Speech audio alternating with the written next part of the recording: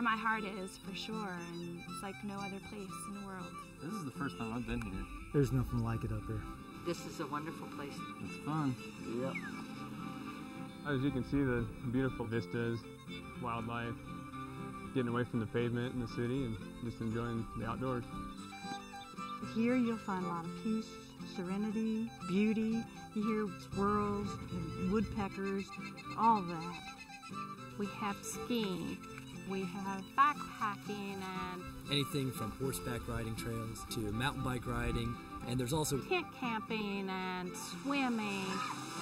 We're just coming out here to do rock climbing, and we're going rafting tomorrow, so it'll be pretty fun. I love caving for the exercise and the thrill of discovery.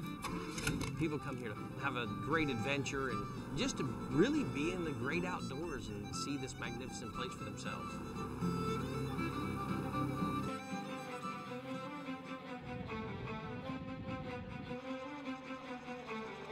Invasive species are a critical threat to America's outdoor heritage. The places we love to go are under a serious threat. Invasive species can take over a habitat and just destroy it. They move by wind, water, animals move them, humans. One of those seeds can get lodged in a boot and can get dislodged maybe when you step in a puddle further down in the interior. And start a whole new infestation in a new part of the state or the country where that species wasn't before. And it's not just plants that we're concerned about. There are all different kinds of organisms that outcompete the native biodiversity. And that's a problem, because, I mean, look at this place. This is incredible. We don't want to lose this resource. Outdoor recreationists can do a lot to prevent the spread of invasive species in the areas that they love. It's this combination of recreation and stewardship. So get yourself educated. These places are beautiful, and this is where we all recreate, and if we don't take care of them, they're not going to be here.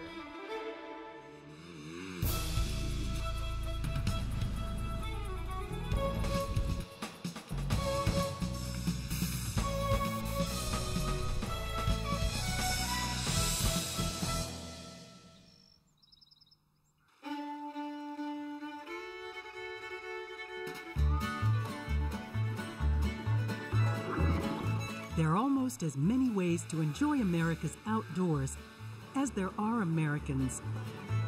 Millions of us take to the hills, to the water, to the woods, to the desert, every chance we get year-round. Here, we rediscover our sense of wonder, the thrill of physical challenge, and our deep connection to the natural world. Our country's public and private lands offer ideal locations for our recreational opportunities. We'd really appreciate it if folks stay on the trail. Now, the stewards of these great natural places are calling on all of us to help prevent an environmental disaster that is rising all around us. Every region of our country is being invaded by harmful exotic species. Plants, animals, insects, and pathogens that do not belong here and threaten the health of our native ecosystems. With few natural enemies to keep them in check, these exotic invaders are overwhelming our native species and dramatically changing the natural balance that gives our lands and waters their distinctive American character. It's a quickening disaster that most of us have been walking in, floating over, climbing through, and driving by for years, hardly noticing and unwittingly even helping these biological enemies to become established and spread to new places. Yet a growing number of Americans are noticing, and they are answering the call, adopting proactive, preventative outdoor practices that enable all of us who love the American outdoors to fight back and protect the natural beauty and diversity of the places we enjoy most.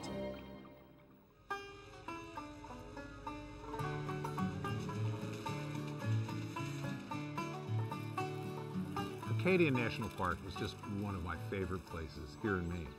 You've got Cadillac Mountain, which is the first place in the United States where the sun supposedly touches first thing in the morning. You've got the rocks, you've got the ocean. It's unique in New England. And to have people working and helping prevent the spread of invasive species keeps places like Acadia for more people to enjoy. The Invasive Plant Atlas of New England which we call iPain, is a consortium of partners to train volunteers to go out and gather information on invasive species. We hope to be able to replicate this all across the United States. Staff cannot keep up with all the work that is done. There's not enough funding to be had. And we provide thousands of hours of hard work. And it's a lot of fun.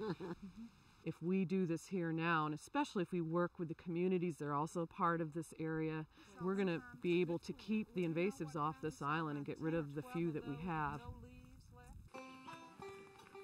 Certainly as you walk, you have to consider that you might have picked up a seed or another thing that could start an invasive plant in a new place. And so definitely clean off boots, clothing, and gear before you move to new areas.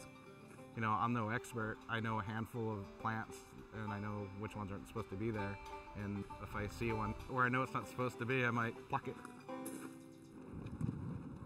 Guides have a lot of influence on people, and they listen to what we say. We try to educate people. Have fun out there. We stop on islands occasionally, and we try to leave as little impact as possible.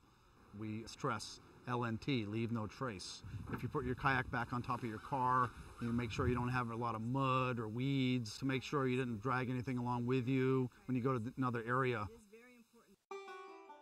In north central Maine, you'll find Baxter State Park, a diverse home for the many native animals and plants found in our northern forests and wetlands. The park is 200,000 acres of forests, lakes, mountains, and streams, preserved in a natural wild landscape. Firewood for us is a big issue right now. We're working very hard to try to educate all users that come to the park with firewood that might be carrying unintended and invasive and exotic insects within that wood. And we're encouraging them to use the wood that we provide. Our lakes and ponds here in Maine are a very important part of our state's economy. Property values start plummeting when a lake becomes infested with an aquatic invader. Recreational values also decline. I mean, look around you right now. This is what's at stake. So if you spot something suspicious, run it through the field guide. If it checks out to be native, then you're fine. And if not, bag a sample, mark the location, and send it to us. You probably aren't going to learn all of the aquatic plants, but you can learn the 5 that are growing in front of your camp. And as long as an infestation can be caught when it's just starting, it's really possible to have a chance of eradicating it.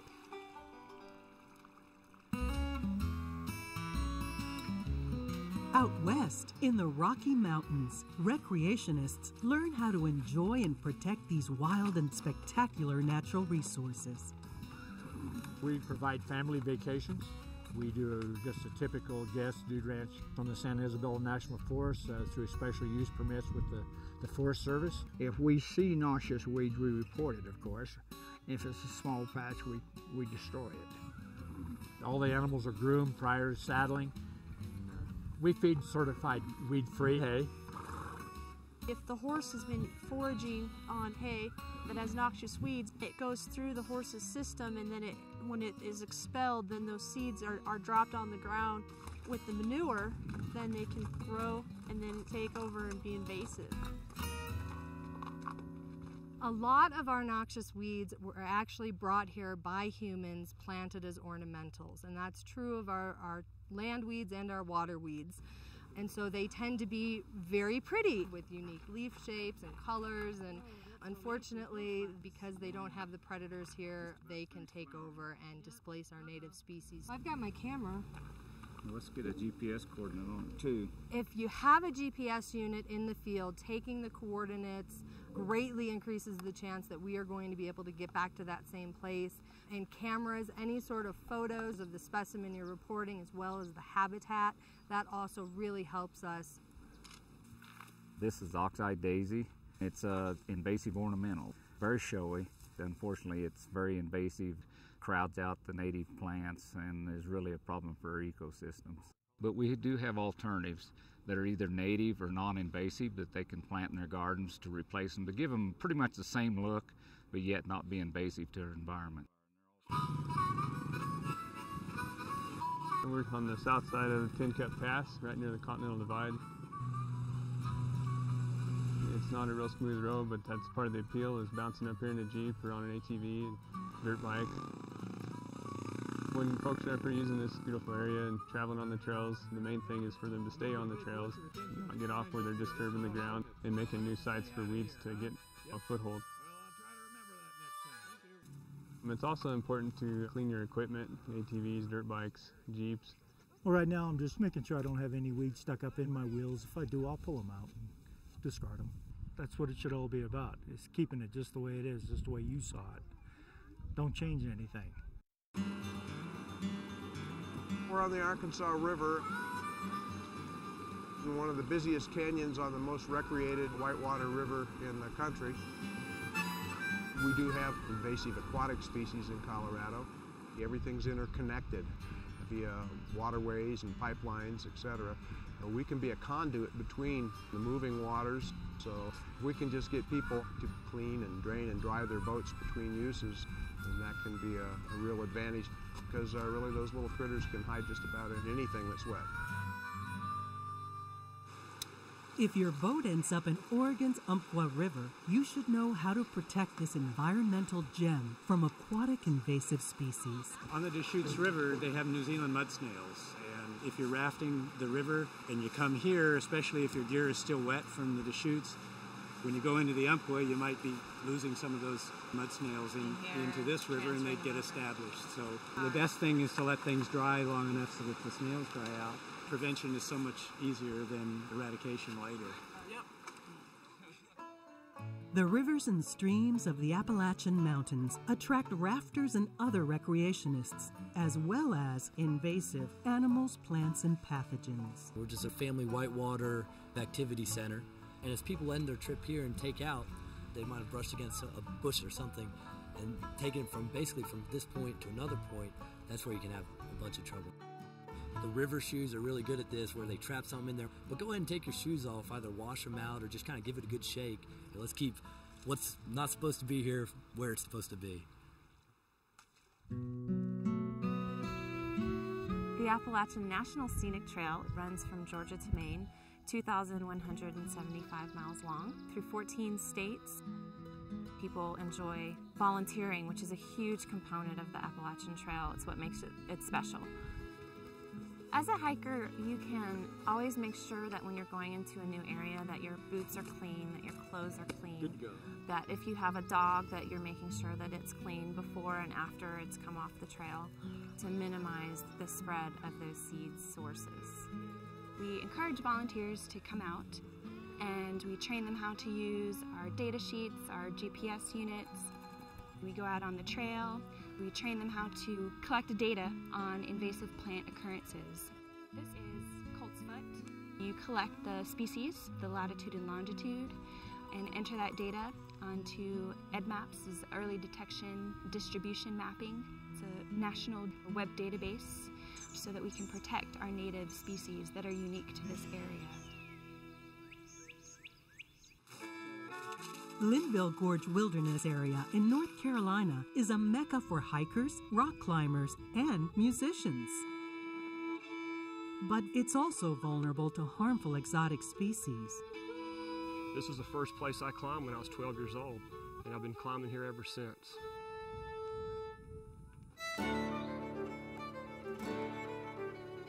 We offer guided rock climbing trips.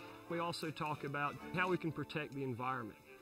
And with the invasive species, we point out those to people as we're hiking in along the trail so they understand that a little bit better. Because this is everybody's land and we need to take care of it so it's here for future generations.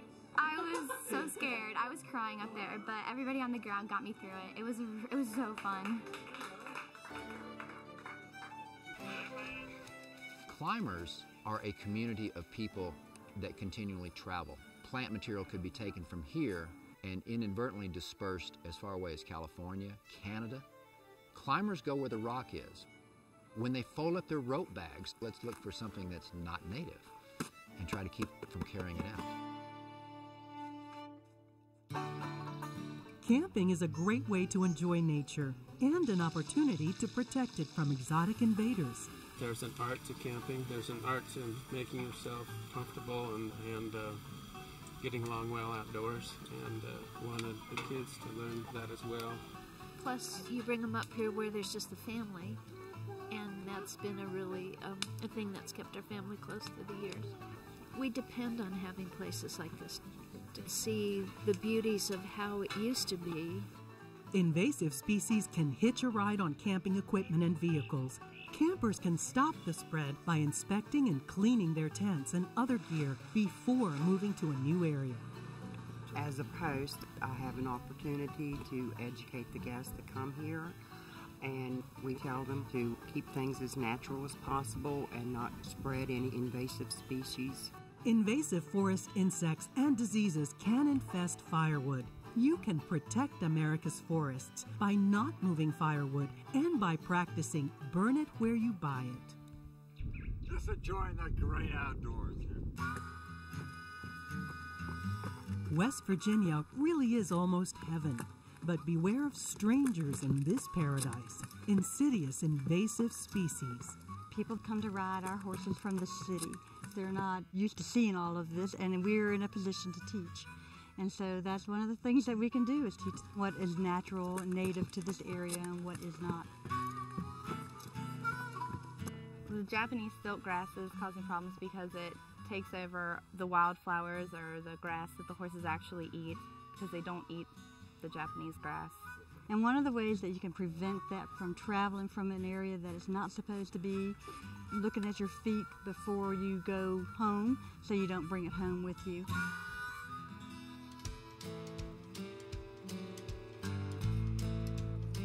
Cities and municipalities build these greenways because they want to get the public into this natural setting and transitioning over to this natural setting from their busy, hectic life. But greenways become vectors for invasive species that move from one place to another. People like to bike on these trails. One thing that's really important for these folks to do is to take their bikes, make sure and inspect them, because they may carry invasive plant materials. When we're out hiking the trails, invasive species is one of our focus areas that we try and educate people, one, that there is even an issue, and also ways that they can not contribute to that problem. Right along the trail where the sunlight comes down, this is where you're going to have your invasive species problems. Fortunately, we don't have a big problem here, and fortunately, we get to enjoy the benefits of our native blueberries. And maybe someday, if we're not careful, the invasives might come up this trail in sunlight and take over this wonderful native crop. Good stuff. Very sweet, very wonderful. Isn't it nice? The snow is a beautiful blanket on the trail, but when invasive weeds and other unwelcome species are out of sight, they should not be out of mind. A large percentage of our customers and skiers are here for aesthetics, for beauty, to experience nature in winter, to not want to change it in any way, but just to appreciate it. I've turned down many jobs so that I can live here and work here and play here and ski here, and I love this place. It's so beautiful and so unique. We're feeling the effects of invasive species. There's quite a few coming through the trails, and it's impacting our forest every day. I clean off all my gear before I put it in my truck. I try to be really careful if I do collect stuff, to clean it off.